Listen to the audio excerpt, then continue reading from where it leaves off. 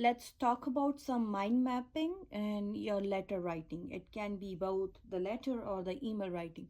So whether you're taking your IELTS exam or the CELPIP exam, just use the same technique for, I would say, plotting or the initial 2 to 3 minutes where you brainstorm your idea on how it works or not.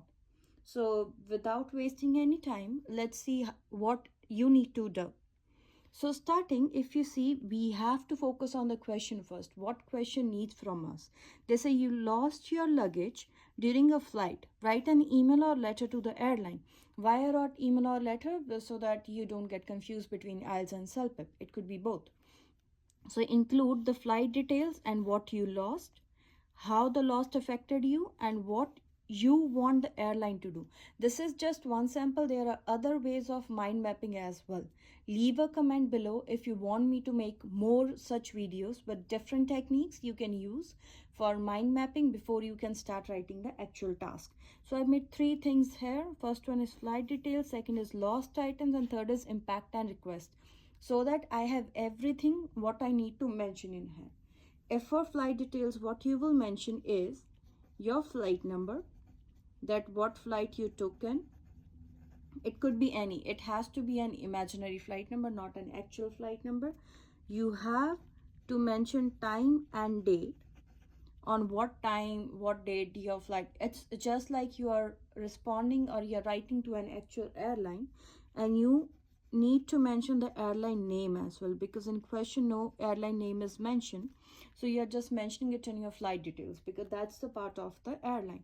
So you have lost your luggage, so it's like you have lost more than one item. So what I can say is I would write clothes, I can write documents. So this is just a plotting, just the mind mapping, so you don't need to be 100% accurate in it. You're writing charger. It could be any items that you're losing. Or if I feel I need to add more, I can add like there was a gift item in it you bought for your parents, friends, near and dear ones. Or it could be for anyone, like if you're traveling, if you're going to mention for specific reason, if you're mentioning that, you can go with that.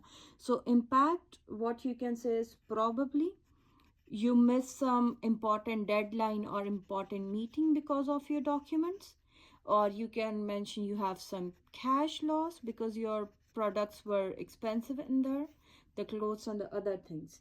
So impact thing is done. Now we have to mention the request, like what request you want them. So what you can do is you can request a refund from them so that they can say, or else they can compensate. You're giving them the options so that they can choose whatever they feel is more comfortable. So see, this is the way you do the mind mapping and your letter or email writing. And once you have everything ready, so now your task will be just to get these things aligned in sentence formation, rather than when you are writing the email you are thinking about, oh, what should I mention next, what should I mention next.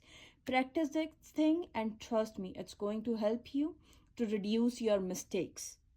See, stay tuned for my next video regarding the mind mapping for task 2 in CELPIP.